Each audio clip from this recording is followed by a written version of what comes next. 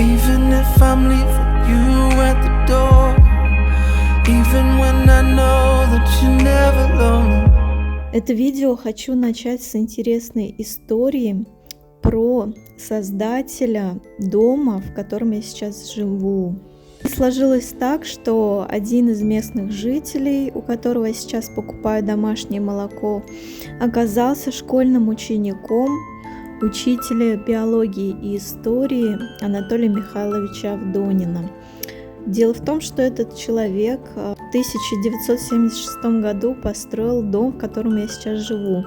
И именно он же со своей женой посадил вот этот роскошный сад, который так запал мне в душу. И мне, конечно же, было любопытно посмотреть, что же это за люди, узнать о них чуть побольше. И мне подсказали, что рядом, где-то рядом с деревней находится кладбище, где есть могилы вот этих людей. И я, конечно же, с интересом посетила это место, посмотрела на вот этих замечательных людей, достаточно добродушных, судя по фотографиям. И, конечно же, мысленно поблагодарила их за вот это прекрасное место, в котором я сейчас живу.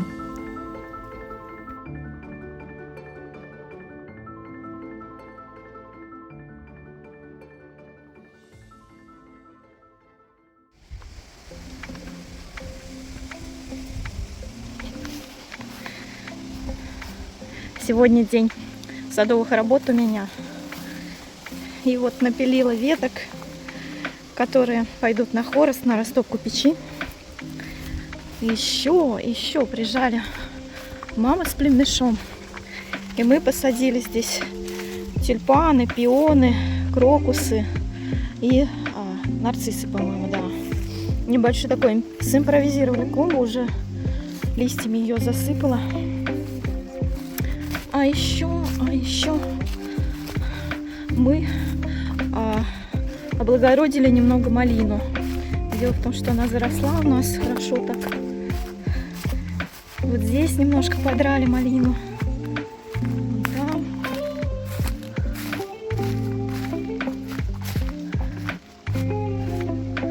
Вот, попилили ветки соседской вишни. И еще там у меня есть малина.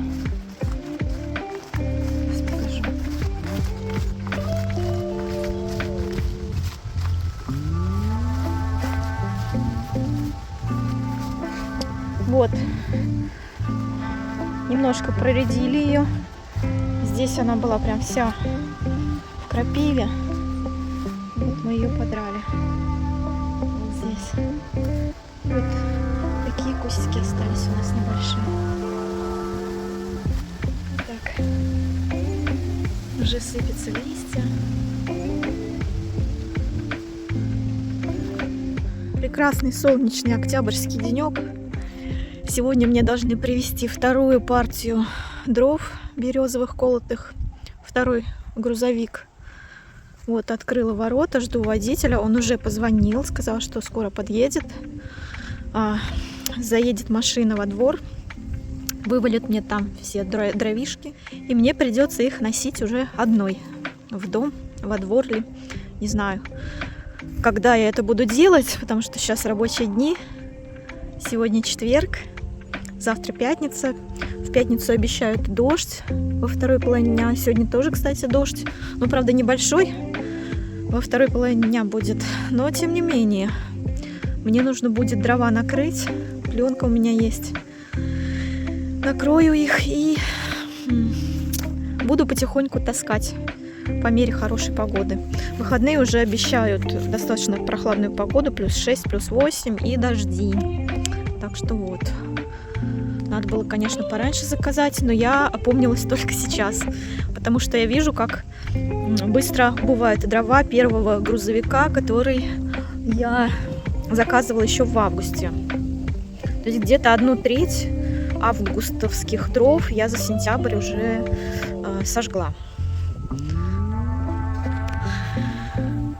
Надеюсь, на будущий год у меня будет возможность уже провести газ до дома.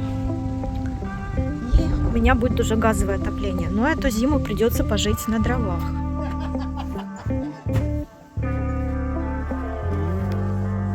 Как бы только это...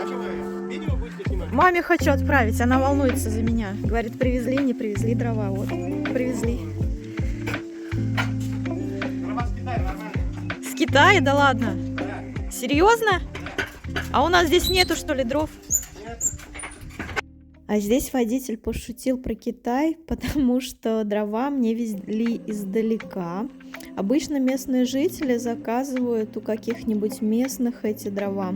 Но, как правило, их приходится ждать достаточно долго, потому что их колят вручную. Ну а мне нужны были дрова срочно. Здесь и сейчас, как говорится, я не могла ждать месяц еще, когда выпадет уже снег. Тогда бы они уже обледенели, были бы в снегу и плохо бы очень разгорались и топились. И также их было бы достаточно сложно по снегу таскать со двора в дом.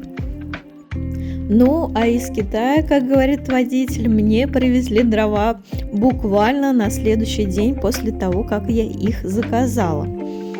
Дрова сейчас стоят достаточно дорого. Вот этот грузовик мне стоил 13 тысяч, плюс доставка 5 тысяч рублей.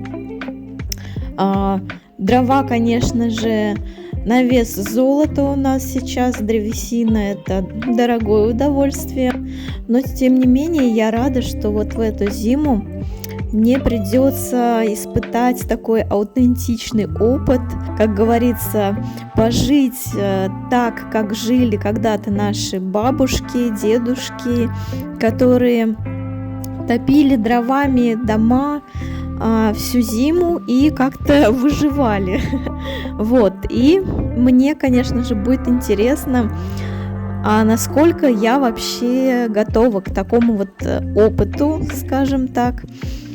Ну, в общем, буду все вам показывать и рассказывать, когда будет зима, когда выпадет снег. Вот, потаскала дров немножко. Такая вот маленькая, немножко, ну как немножко, вот такая вот маленькая кучка осталась. И знаете, где большая часть этих дров теперь? Та-да! На этот раз дрова я решила перетаскать в дом, потому что достаточно сложно и тяжело их носить со двора. Дело в том, что двор у меня находится чуть ниже дома, и приходится по лестнице наверх в дом таскать их, а это очень-очень тяжело. В этот раз грузовиком дров я решила заполнить весь свой дом. Здесь им будет достаточно хорошо, они быстренько здесь просохнут, и мне будет удобно топить ими печь, не нужно будет их таскать со двора. Ну а пока я носила дрова с улицы в дом, я совершенно случайно снова встретила своего друга ежа. Он теперь совершенно спокойно гуляет по территории моего сада, и я его достаточно часто стала встречать. Ну, видите, он здесь даже меня и не боится, высовывает мордочку. Мне кажется, он уже намекает на то, чтобы я его стала прикармливать. Посмотрите, как он с любопытством смотрит на меня и вынюхивает что-то. Наверное, хочет корма. Я, конечно же, попыталась его накормить кошачьим кормом. Дело в том, что я никогда не кормила ежей, и вот здесь я его даже напугала. Обсыпала его кормом, но надеюсь, что он потом, когда я уже от него отошла, немножко его погрыз. Напишите, пожалуйста, в комментариях, кто знает, чем кормить ежей вообще, что они кушают. Я знаю, что в дикой природе они ловят мышей обычно, но вот здесь я даже не знаю, чем его покормить. Я попыталась, конечно, кошачьим кормом, но не знаю, будет ли он вообще его есть. Но здесь он испуганно на меня смотрит. Видимо, подумал, что я в него что-то там пуляю. И потом он пошел по своим делам дальше. Я его не стала мучить больше своим кормом. Но надеюсь, что потом он пришел на это место и съел вот эти вот кошачьи хрустяшки. Кажется, у Буси начались схватки. Вот она очень часто дышит и мурчит. Бусечка. Рожать Буся почему-то решила на печке, и я ее вот туда положила такой вот домик, постелила пеленки для родов. Надо сказать, что я впервые принимала роды у кошки, и я даже не знала раньше, как это все это делается, да и Буся тоже рожала впервые, поэтому этот момент был очень волнительным, очень трепетным, и я очень сильно волновалась и переживала. И Буся тоже очень переживала, настолько сильно, что первого котенка чуть не съела вместе с последом, поэтому мне пришлось его отбивать. На видео, конечно же, я весь этот процесс родов не записала, потому что мне было не до съемок видео в этот момент. Нужно было быстренько принимать котят, следить за тем, чтобы Буська что-нибудь там не сделала с испугу. И еще за нас очень сильно переживала Триша. Она запрыгнула на печку, громко мяукала и даже порывалась стащить одного котенка. Поэтому мне пришлось ее даже скинуть с печки. Но, слава богу, все завершилось благополучно, и у нас родилась тройня. Целых 3 котенка. Я пока даже не знаю, кто это, девочки или мальчики, даже не знаю, как их определить в таком раннем возрасте, у них пол.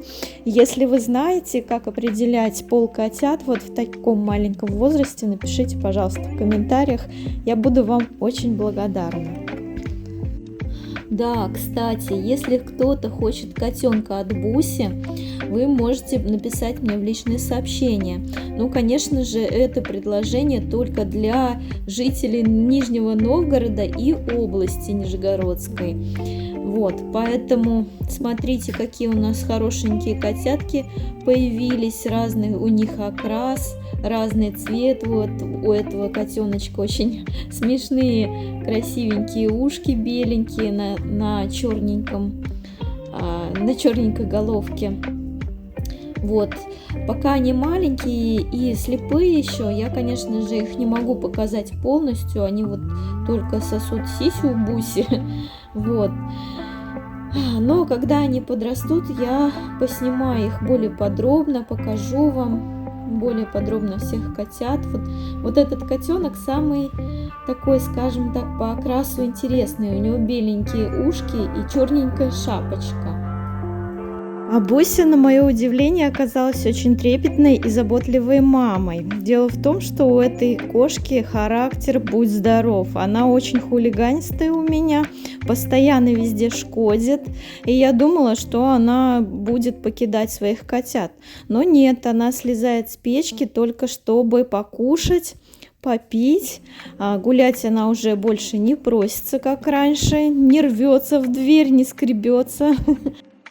Коробку вместе с Бусей и котятами я поставила на русскую печку, чтобы они там грелись, чтобы им было очень тепло. И сама себе тоже, конечно же, погрела ножки, пока топила русскую печь. А еще в субботу я топила баню, и ко мне пришел париться, кто бы вы думали.